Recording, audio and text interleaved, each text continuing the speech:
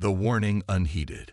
The vast chamber of the Galactic Council hummed with a low, ethereal resonance as representatives from 1,000 worlds gathered for an emergency session. Floating platforms arranged in concentric circles held delegates of every imaginable shape and form, from crystalline beings that sparkled in the soft light to gaseous entities contained within shimmering force fields. At the center of it all, High Counselor Zixna unfurled her iridescent tentacles, a gesture that brought immediate silence to the assembly. Her voice, translated simultaneously into the native languages of all present, rang out clear and grave. "Esteemed colleagues," Zixna began, her bioluminescent skin pulsing with urgency, "we have called this session to address a matter of utmost importance. Our long-range scouts have made contact with a species previously unknown to us. They call themselves humans." A ripple of murmurs swept through the chamber. New species were discovered with regularity, but rarely did they warrant an emergency council session. Zixna continued, her tone growing more serious. "These humans have only recently achieved faster-than-light travel, yet they have already established colonies on multiple worlds beyond their home system. Their rate of technological advancement is unprecedented." She gestured with a tentacle, and a holographic display materialized in the center of the chamber. It showed a small blue-green planet orbiting an unremarkable yellow star. This is their home world, Earth. A mere 3 centuries ago, they were still burning fossil fuels and fighting among themselves with primitive projectile weapons. Now they have unified their planet, terraformed their neighboring worlds, and begun to explore the stars. The hologram shifted, showing scenes of human achievements. Massive space stations, thriving colonies on barren worlds transformed into gardens, and sleek starships pushing the boundaries of known space. "But it is not just their technological prowess that concerns us," Zixna said, her voice lowering. "It is their nature. Humans are adaptable, unpredictable, resilient in ways we have never encountered before." The hologram changed again, this time showing humans in various situations, surviving in harsh environments, improvising solutions to complex problems, and displaying both great acts of kindness and terrible acts of violence. They are capable of both remarkable compassion and unthinkable cruelty. Their history is a tapestry of brilliant achievements and horrific atrocities. They create and destroy with equal passion. A delegate from the Silicon Consciousness, a race of sentient eyes, spoke up. "High Counselor, surely you are not suggesting that this young species poses a threat to the established order of the galaxy?" Zixna's skin flashed a pattern that translated to thoughtful concern. "Not a threat, necessarily, but a force that could reshape the galaxy in ways we cannot predict, which is why we have summoned you all here today." She paused, letting her words sink in before continuing. "We propose that all spacefaring civilizations be warned about humanity, advised to approach with caution, to avoid conflict, and to report any significant interactions to the Council immediately." The chamber erupted in discussion. Some delegates voiced support for the proposal, while others argued that it was an overreaction. The debate raged for hours, with Zixna patiently moderating and providing additional data as needed. As the session was nearing its end, a commotion at the entrance to the chamber drew everyone's attention. A new delegate pushed through the crowd, its exoskeleton gleaming with an almost metallic sheen. It was Kazur, representative of the Zarkonian Empire, a relatively young but rapidly expanding civilization from the galaxy's outer rim.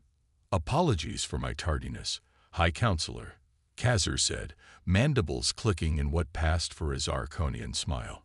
"Our empire's borders are expanding quickly, and there was much to attend to before I could join you."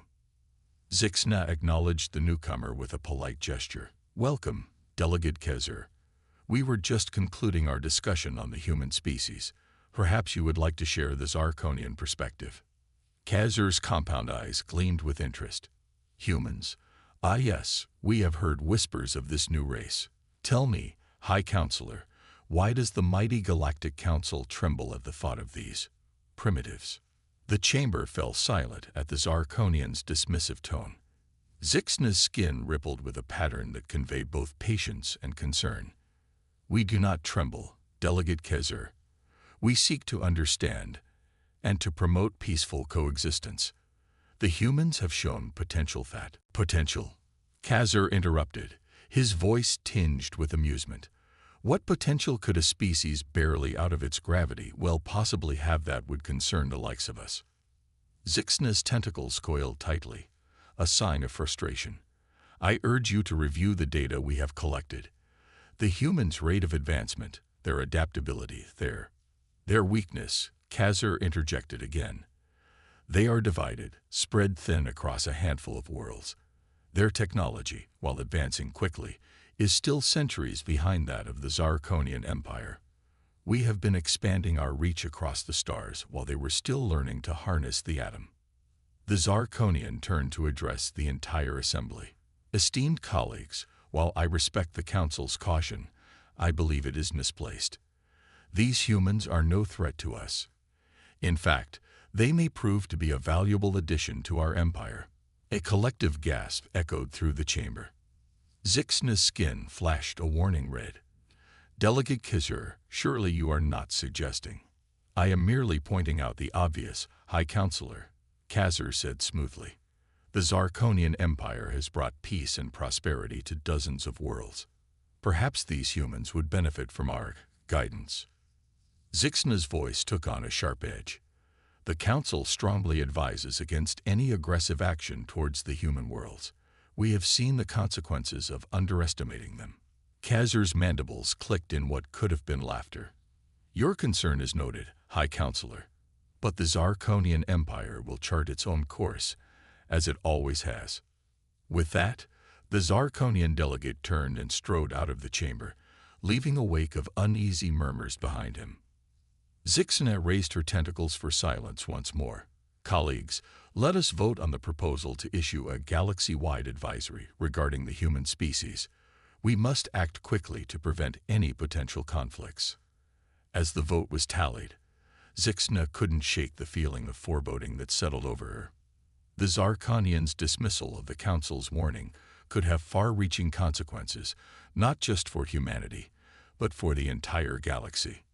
Meanwhile, light years away on the bridge of the Zarkonian flagship Eternal Conquest, Emperor Zarkon himself reviewed the report from his council delegate.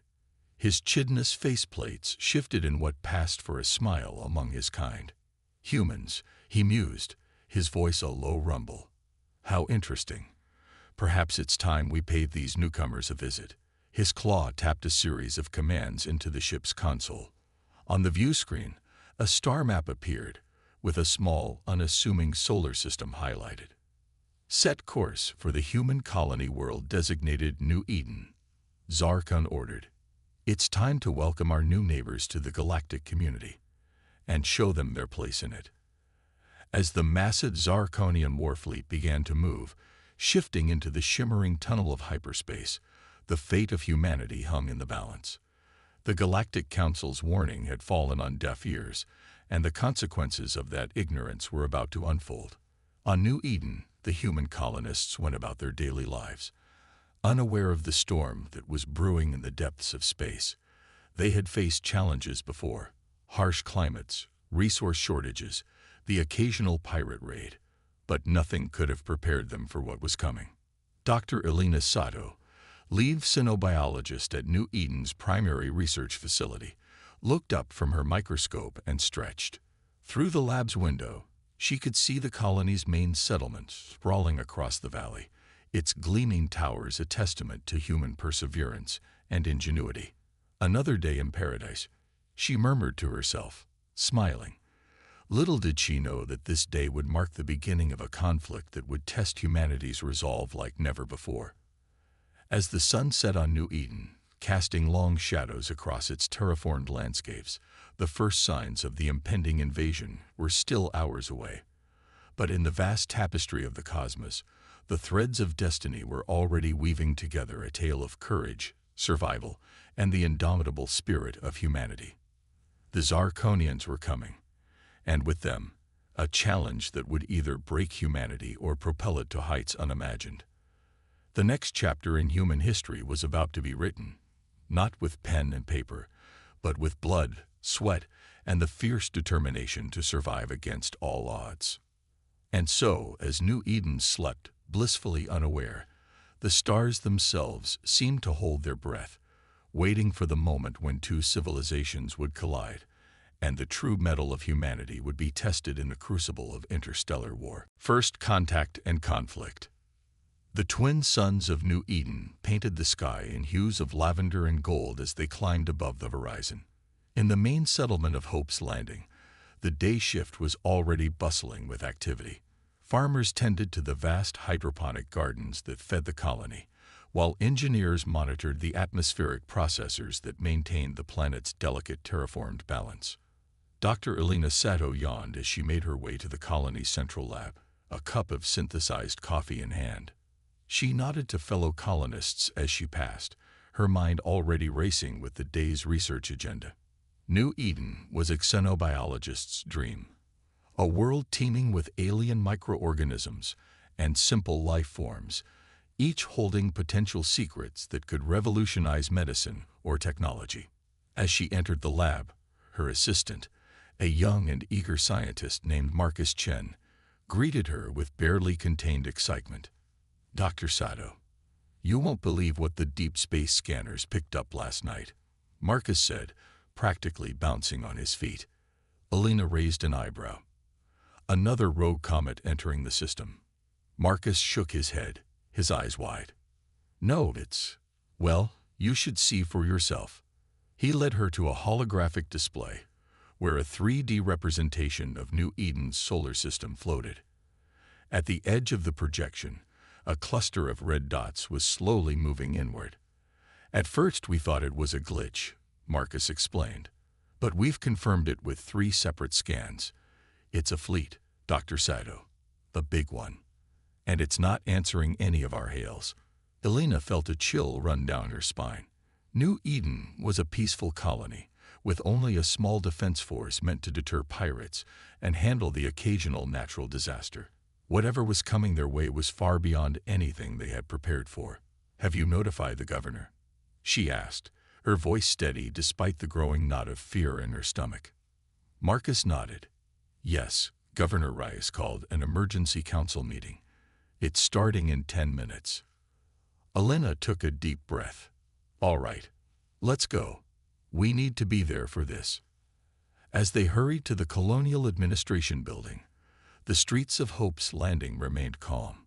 Most colonists were unaware of the approaching danger, going about their daily routines with the confidence of those who had tamed an alien world. In the council chambers, Governor Isabella Reyes, a stern woman with graying hair and eyes that had seen their share of hardships, stood before the assembled colonial leadership. Her face was grim as she addressed the room. "Ladies and gentlemen, I'll cut to the chase. We have an unidentified fleet approaching New Eden. They're not responding to communications, and their numbers far exceed anything we've encountered before." A murmur of concern rippled through the assembled officials. Captain Jared Wallace, head of New Eden's modest defense force, spoke up. "Governor, with all due respect, we're not equipped to handle a full-scale invasion. Our defenses were designed to repel pirates, not an armada." Governor Rice nodded solemnly. "I'm aware, Captain. That's why I've already sent a priority distress call to Earth. But given the distance, even if they dispatch a fleet immediately, it would take weeks for help to arrive." The room fell silent as the gravity of the situation sank in. They were on their own. Dr. Sato cleared her throat. "Governor, if I may, we should consider evacuation plans. There are cave systems in the northern mountains that could shelter a significant portion of the population." "Good thinking, Doctor," Rice said. "Captain Wallace, I want you to coordinate with Dr. Sato on setting up those shelters. We'll begin a quiet evacuation, but I don't want to cause a panic. As far as the general population is concerned, this is just a drill." As the meeting adjourned and officials scrambled to prepare for the unknown threat, the alien fleet drew ever closer. In the void of space, the Zarkonian armada moved with purposeful precision. Their sleek, insectoid ships arranged in a formation that spoke of military discipline and overwhelming force. On the bridge of the flagship Eternal Conquest, Emperor Zarkon watched the approach to New Eden with anticipation. His mandibles clicked in amusement as he observed the pitiful attempts at communication from the human colony. Such primitive beings, he mused aloud. They don't even have proper planetary defenses. This will be easier than we thought. His second-in-command, General Vexera, stepped forward. My Emperor, our scans show that they've detected our approach. They appear to be mobilizing what little defensive capabilities they have. Zarkon's compound eyes gleamed with cruel amusement. Let them. It will make no difference. Prepare the landing forces. I want boots on the ground within the hour. Show these humans the might of the Zarkonian Empire. Back on New Eden, the colony's defense force scrambled to prepare. Captain Wallace stood in the makeshift command center, watching as his small fleet of interceptors took to the skies. It wasn't much, a dozen fighters and a handful of ground-to-space defense cannons. But it was all they had. All units, this is Captain Wallace. He broadcast to his forces. I won't lie to you. We're outnumbered and outgunned, but this is our home. These are our families. We hold the line here, no matter the cost. For New Eden, a chorus of determined responses came back over the comm. These weren't hardened soldiers, but colonists who had taken up arms to protect their new home. Farmers, engineers, scientists, all now standing as the last line of defense against an alien invasion. As the Zarkonian ships entered the atmosphere, the sky lit up with weapons fire. New Eden's interceptors engaged the alien fighters, weaving and dodging in desperate aerial combat. On the ground, defense cannons fired salvo after salvo, their energy beams lancing up into the clouds. For a brief, hopeful moment, it seemed like the colonists might be able to hold their own. Several Zarkonian ships erupted in flames, spiraling down to crash in the wilderness beyond Hope's Landing. But for every alien ship destroyed, 3 more took its place. Dr. Seto watched the battle unfold from the entrance of a cave system, where she was helping to coordinate the evacuation. Families streamed past her, carrying what few possessions they could grab. Children cried, parents tried to comfort them, all under the thunderous soundtrack of battle. How bad is it? Marcus asked, joining her at the cave entrance. Belena's face was grim. Bad. Our defenses are barely slowing them down. We need to get everyone we can into the caves. A deafening explosion rocked the ground, and they looked up to see one of the colony's main atmospheric processors engulfed in flames. The loss of even one processor could destabilize the entire terraforming system, potentially making the planet's atmosphere unbreathable in a matter of days. They're targeting our infrastructure, Belena realized aloud. They're not just invading. They're trying to make the planet uninhabitable for us. In the skies above, Captain Wallace's interceptor weaved through a hail of enemy fire. He had already lost half his squadron, but they had managed to take down one of the larger Zarkonian ships. It wasn't enough. It would never be enough. This is Wallace to all units, he called out, his voice strained. Fall back to secondary positions. Protect the evacuation routes at all costs. As he banked his ship for another attack run, a blast caught his wing. The interceptor spun out of control, trailing smoke and fire. Wallace fought with the controls, managing to aim his dying craft toward an incoming Zarkonian lander. In his final moments, he thought of his family, safely hidden in the caves, and of the home he had helped build on this alien world. For New Eden, he whispered, closing his eyes as his ship collided with the alien vessel in a spectacular explosion. On the ground, the colonial militia fought a desperate holding action. Men and women who had never seen combat found themselves facing an alien enemy with superior technology and numbers. Yet they fought on, street by street, building by building, buying time for others to escape. Governor Rice coordinated the defense from a bunker beneath the Colonial Administration building. Her face was streaked with sweat and grime, her eyes red from lack of sleep. Reports flooded in from all sectors. Casualties mounting, defenses crumbling, hope dwindling. "Governor," her aide said, voice quavering, "we've lost contact with the southern quadrant. The aliens, they're everywhere." Reyes closed her eyes for a moment, allowing herself a brief second of despair before squaring her shoulders. "Send out a general broadcast. All remaining forces are to fall back to the evacuation points. We can't hold the city. Our priority now is saving as many lives as possible." As the sun set on New Eden, Hope's Landing burned. Zarkonian troops marched through the streets, their alien forms silhouetted against the flames of the dying city. In the caves to the north, the survivors huddled in darkness, the sounds of battle growing ever closer. Dr. Sato worked tirelessly, tending to the wounded and trying to maintain order among the terrified colonists. She had seen the depths of human courage today, watched as ordinary people became heroes in the face of overwhelming odds. But she had also seen the price of that courage, paid in blood and lives lost. As she bandaged a child's arm, Alina's thoughts turned to Earth. The distress call had been sent, but would help arrive in time. And even if it did, what would be left of New Eden to save? In orbit above the planet, Emperor Zarkon watched the invasion unfold with satisfaction. "You see, General Vexera, these humans are no match for us. Their Galactic Council was wrong to fear them." Vexera nodded, but something in her posture suggested unease.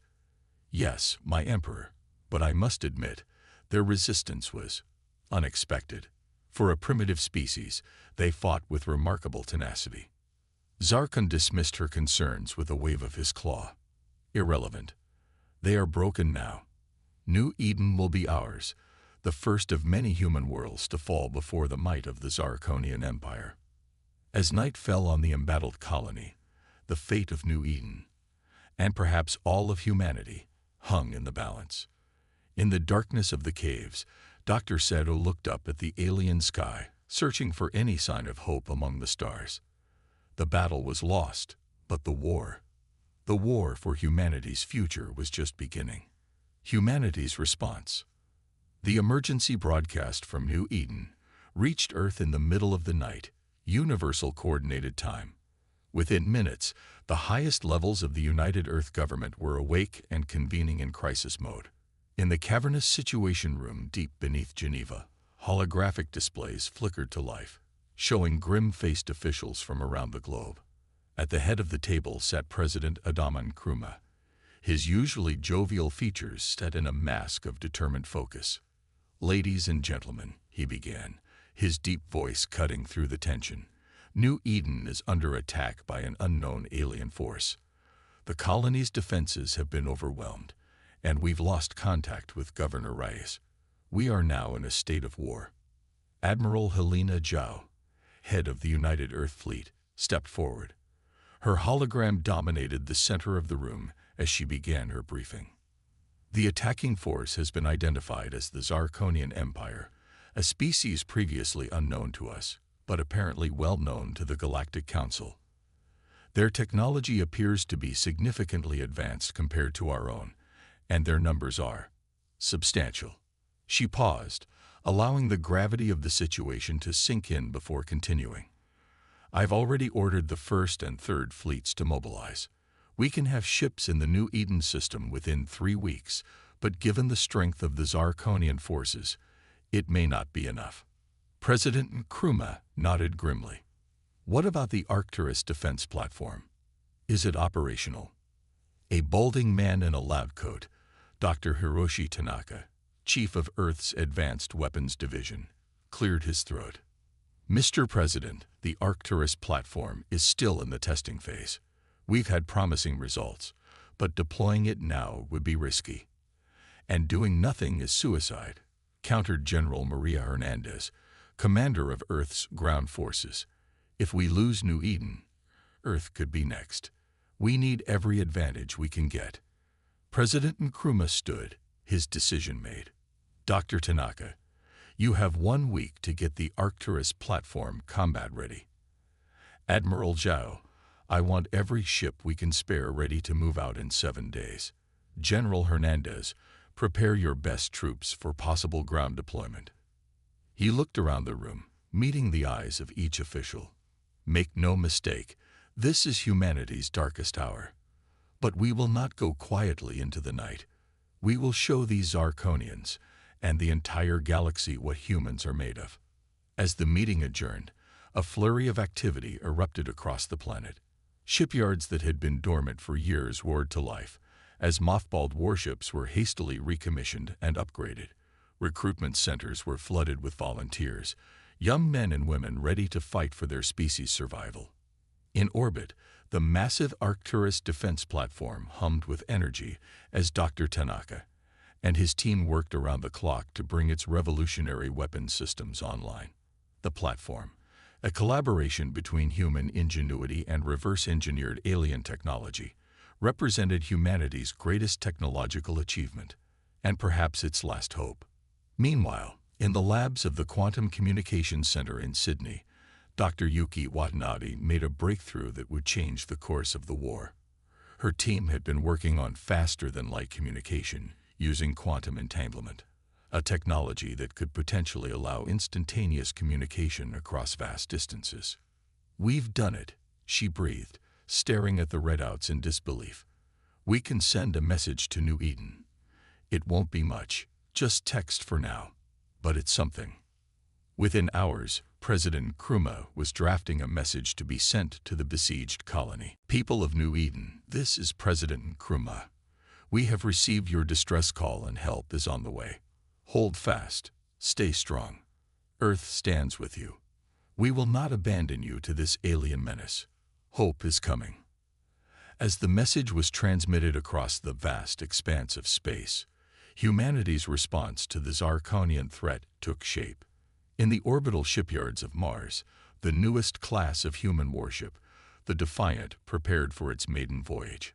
Captain Aisha Okonkwo stood on the bridge of the UES Indomitable, the lead ship of the Defiant class, overseeing final preparations. Engineering reports all systems green. Captain, her XO, Commander Jack O'Neill, reported. We're as ready as we'll ever be. Aisha nodded, her dark eyes scanning the bustling activity on the bridge. The Indomitable was a technological marvel, incorporating the best of human innovation and adapting it for war. Its hull was lined with a new metamaterial that could absorb and redirect energy weapons, while its main cannon utilized principles of antimatter manipulation that even the ship's engineers didn't fully understand. Very well, Commander, she said, settling into the captain's chair. Signal the fleet. We launch in 30 minutes. As the Earth Defense Fleet prepared to depart, laboratories and think tanks across the planet worked tirelessly to develop new technologies and strategies to combat the Zarkonian threat. In a secret facility beneath the Atacama Desert, a team led by Dr. Carlos Vega had reverse-engineered Zarkonian shield technology from debris recovered from previous alien encounters. It's not perfect, Dr. Vega explained to a panel of military observers, but it should give our ships a fighting chance against their energy weapons. The new shield generators were rushed into production, with teams working around the clock to install them on as many ships as possible before the fleet departed. In low Earth orbit, the Arcturus defense platform continued its trials under Dr. Tanaka's watchful eye. The massive station, nearly a kilometer in length, housed a weapon of almost unimaginable power, a gravitational lens capable of focusing and amplifying energy to create a beam that could potentially cut through entire fleets. Power levels stable at 85%, one of Dr. Tanaka's assistants called out. Targeting systems are online and calibrated. Tanaka nodded, his face a mixture of pride and concern. Good, but we need 100%. Keep working. We can't afford any mistakes when the lives of an entire colony are at stake. As the day of departure approached, President Nkrumah addressed the people of Earth in a solemn broadcast. My fellow humans, today we face a threat unlike any in our history. An alien force has attacked one of our colonies, threatened our people, and challenged our very existence. But we will not cower in fear. We will not surrender our future to these aggressors." He paused, his voice growing stronger. "Throughout our history, humanity has faced seemingly insurmountable odds. We've weathered ice ages, survived plagues, and overcome our own destructive tendencies to reach for the stars. Now those stars have brought us a new challenge, and we will meet it with the same courage, ingenuity, and determination that has defined our species since we first stood upright on the savannas of Africa. To the brave men and women of our armed forces who now prepare to journey into the unknown, know that you carry with you the hopes and prayers of every human being. To our scientists and engineers working tirelessly to give us an edge in this conflict, know that your efforts may well determine the fate of our species. And to the Zarkonians, who even now occupy one of our worlds, hear this. You have awakened a sleeping giant. You have united humanity in a way nothing else could. And you will soon learn that underestimating the human spirit is the last mistake you will ever make. As Nkrumah's words echoed across the planet, final preparations were made. The Earth Defense Fleet, a armada of over 200 ships, led by the UES Indomitable, made final checks and prepared to depart. On the Arcturus platform, Dr. Tanaka and his team worked feverishly to bring the main weapon to full power. In the Quantum Communications Lab, Dr. Watanabe and her team maintained a constant vigil, hoping for any response from New Eden. Days had passed since the initial distress call, and the silence was deafening. Then, just hours before the fleet was set to depart, a message came through. It was brief, garbled, but unmistakably human. Earth, hear us. Zarkonians, too strong. Colonies fallen. Survivors, northern caves. Please, hurry. The message was immediately relayed to President Nkrumah and Admiral Zhao. There was no time to lose. All ships, this is Admiral Zhao. Her voice rang out across the fleet. We have confirmation that there are still survivors on New Eden. Every second counts. Prepare for immediate departure. On the bridge of the Indomitable, Captain Okonkwo took a deep breath. Helm, set course for New Eden. Maximum speed. As the massive engines of the Earth fleet roared to life, humanity's response to the Zarkonian invasion began in earnest. The ships accelerated rapidly, pushing the boundaries of human technology as they raced to save their beleaguered colony. In the medical bay of the Indomitable, Dr. Amalda-san, the fleet's chief medical officer, oversaw the final preparations of a secret weapon, a biological agent designed to target Zarkonian physiology. It was a desperate measure, one that skirted the edges of interstellar law. But in a fight for survival, every option was on the table. This is our insurance policy, Dr. Hassan explained to Captain Okonkwo in a private briefing. If conventional weapons fail, this might be our last resort. Okonkwo nodded grimly. Let's hope it doesn't come to that, Doctor. But keep it ready, just in case. As the Earth fleet disappeared into the depths of space, leaving their home planet behind, the hopes of humanity went with them. On Earth, in the colonies and in the caves of New Eden, people looked to the stars and prayed for deliverance. The Zarkonians had started this war, confident in their superiority. But they were about to learn a harsh lesson, one that countless others throughout history had learned before them. Humanity, when pushed to the brink, was capable of extraordinary things. The sleeping giant had awakened, and the galaxy would never be the same. The turning point. The cavernous expanse of the northern caves on New Eden echoed with the hushed whispers and muffled sobs of the survivors. Dr. Elena Seto moved among them, offering what little comfort she could. It had been weeks since the initial Zarkonian invasion, and hope was wearing thin. Dr. Sato, Marcus Chin approached, his once eager face now gaunt with exhaustion. We're running low on medical supplies, and the air recyclers are starting to fail. Elena nodded grimly.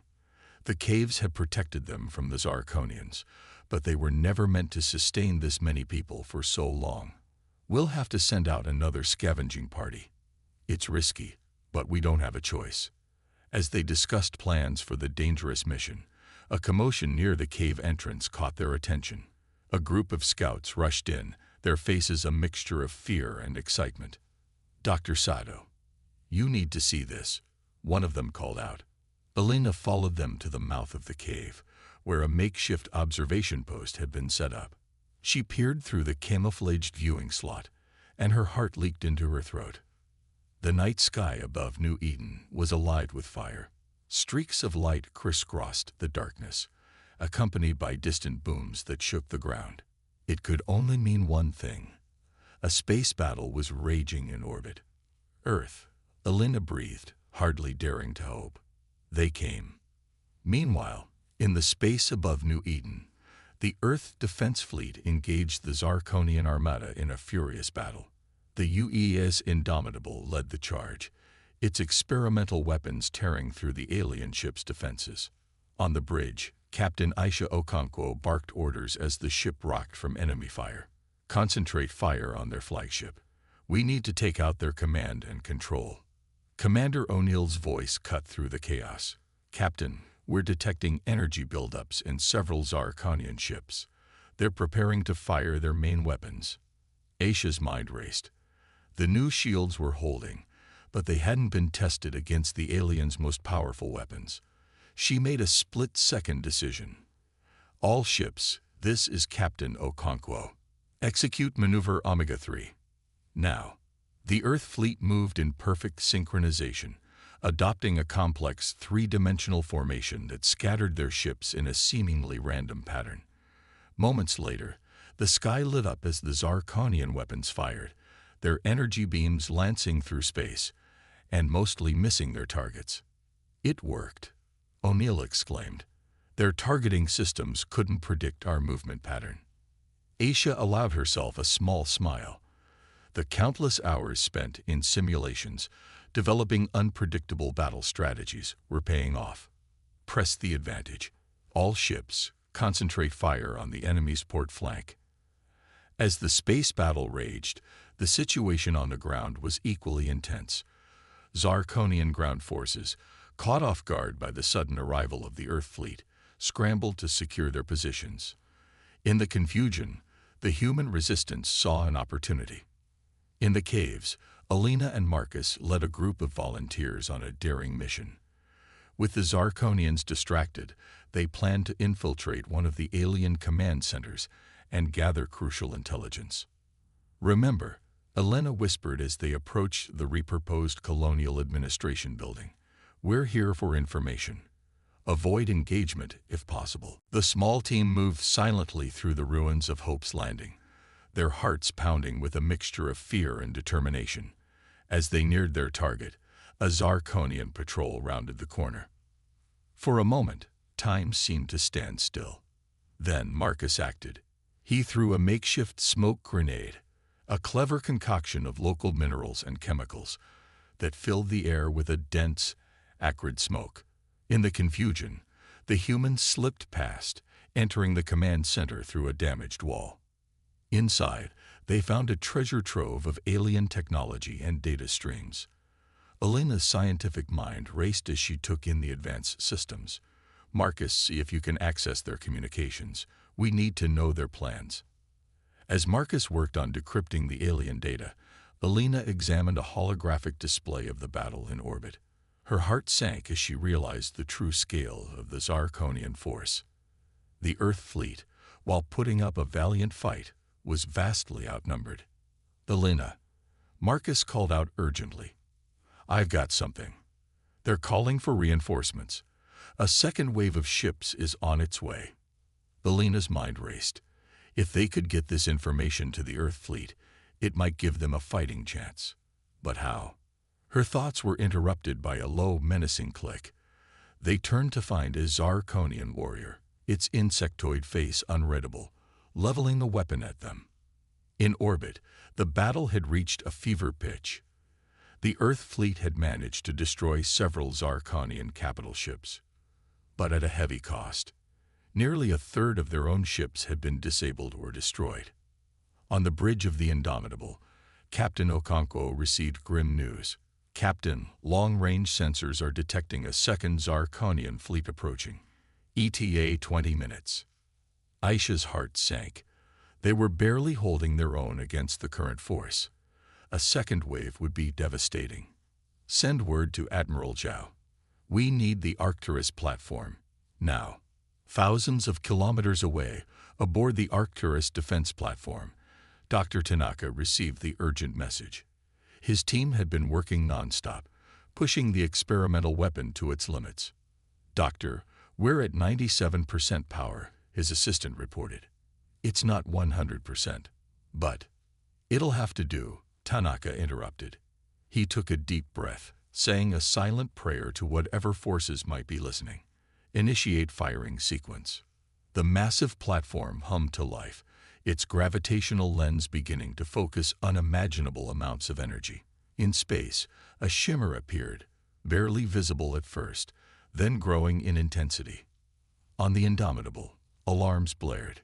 "Captain, we're detecting a massive energy buildup from the direction of Earth." Aisha's eyes widened. "All Earth ships, brace for impact." This is it. A beam of pure energy, more powerful than anything humanity had ever wielded, lanced across space. It struck the heart of the Zarkonian fleet, cutting through ships as if they were made of paper. In seconds, nearly half of the alien armada was reduced to floating debris. For a moment, there was stunned silence on both sides.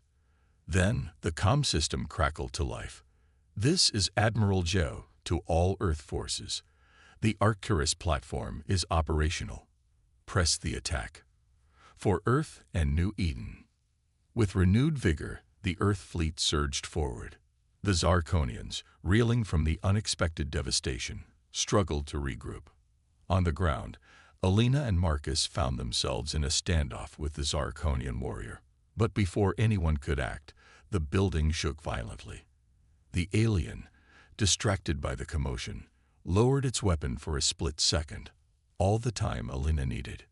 She lunged forward, using a move she'd learned in the colony's self-defense classes, and managed to disarm the warrior. Marcus quickly grabbed the alien weapon, pointing it at their captor. "We need to get this information to the fleet," Alina said, breathing heavily. "And I think I know how." They forced the Zarkonian to lead them to the communications array. With the alien's reluctant help and Marcus's technical skills, they managed to piggyback a message onto the Zarkonian's own communications network. To Earth Fleet, Alina dictated as Marcus typed, "Zarkonian reinforcements incoming. 20 minutes out. Prepare for second wave."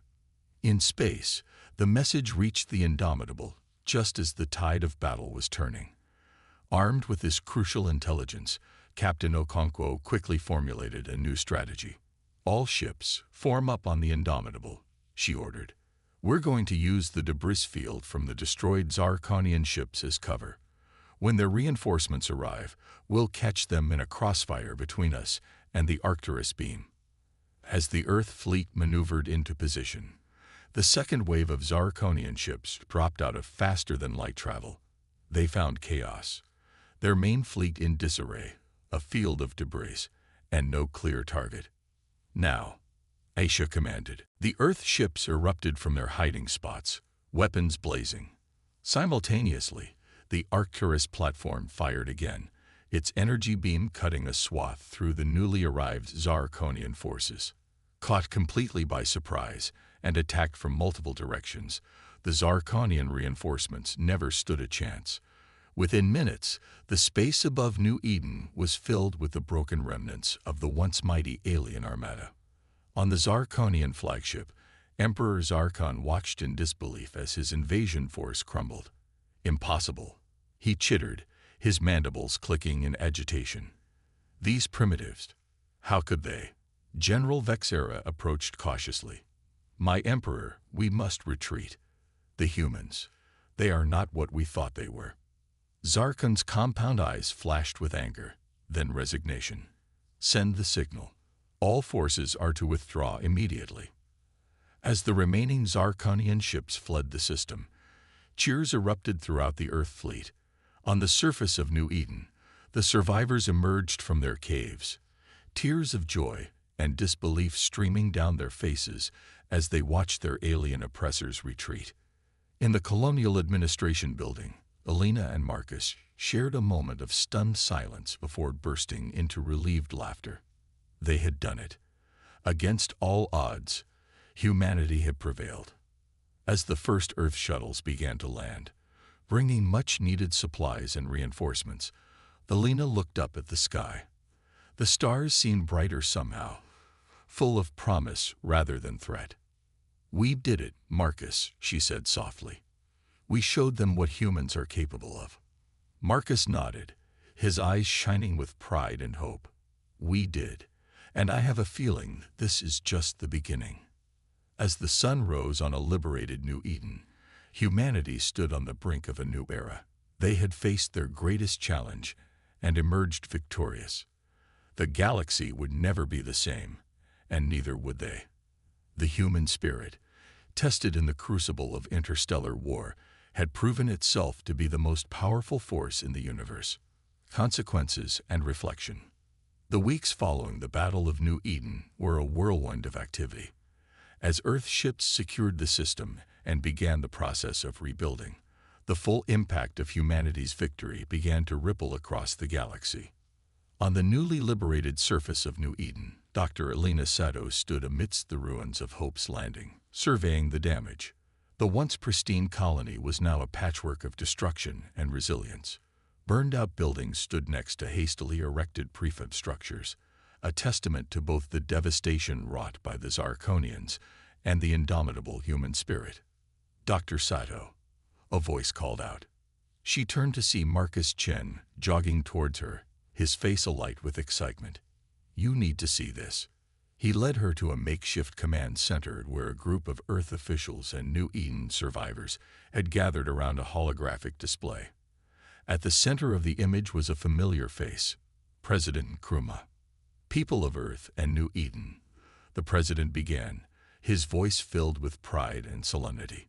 "Today, I address not just humanity, but the entire galaxy.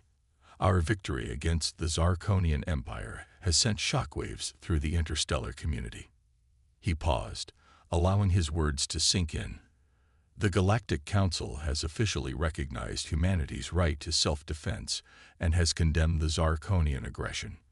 Moreover, they have invited Earth to take a seat on the Council itself." A murmur of excitement rippled through the crowd.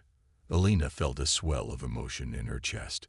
After all they had endured, humanity was finally being recognized as a force to be reckoned with in the galaxy. President Nkrumah continued, "But with this recognition comes great responsibility.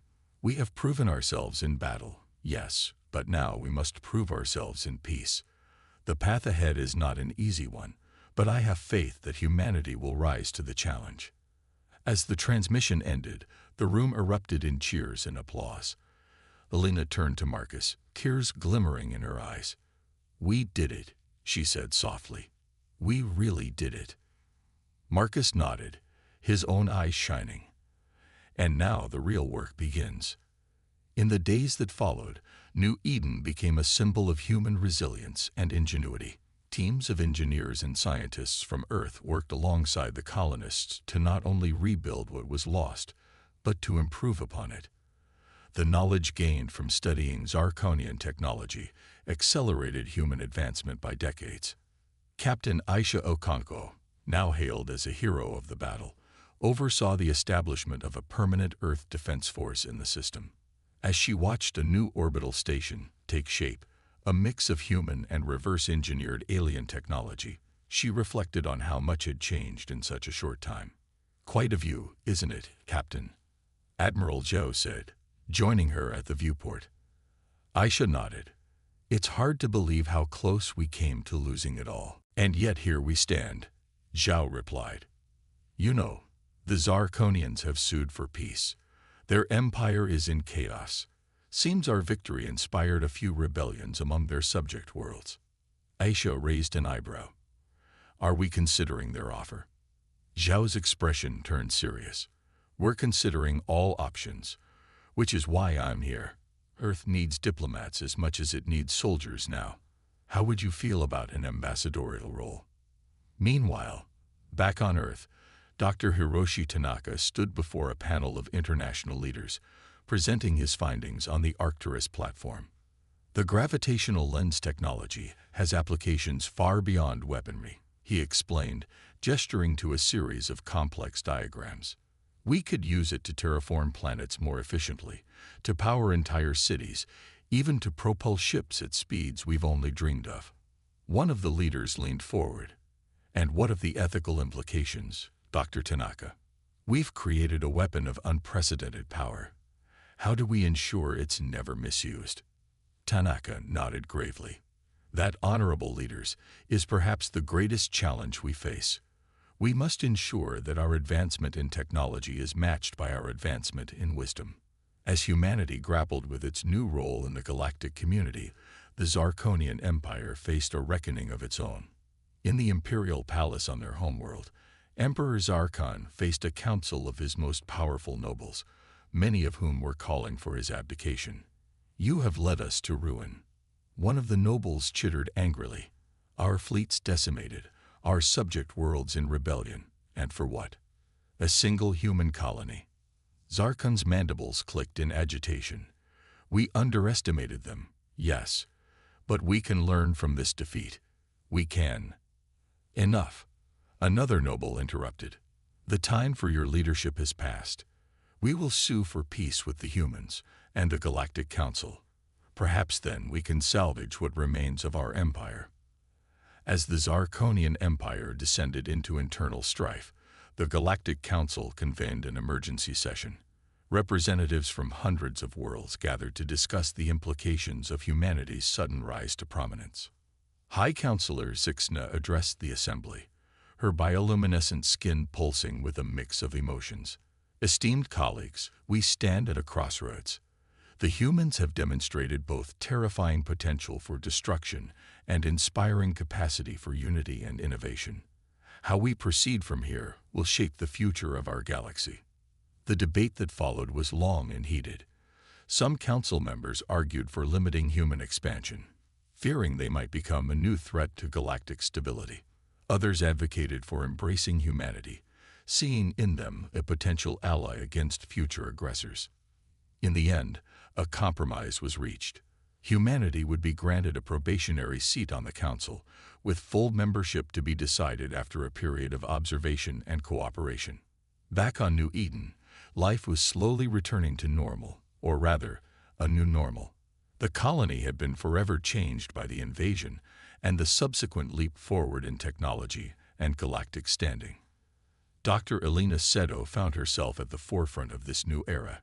Her experiences during the invasion and her role in the resistance had made her a natural choice to lead New Eden's new xenocultural exchange program. As she prepared for the arrival of the first official alien delegation to New Eden, a group of curious Xentheory scientists eager to study human resilience, Elena reflected on how far they had come. "Nervous?" Marcus asked, joining her in the newly rebuilt Welcome Center. Elena smiled. "A little. It's one thing to fight for our place in the galaxy. It's another to actually live up to it." Marcus nodded. "True. But if there's one thing I've learned, it's to never underestimate humanity's ability to adapt and thrive."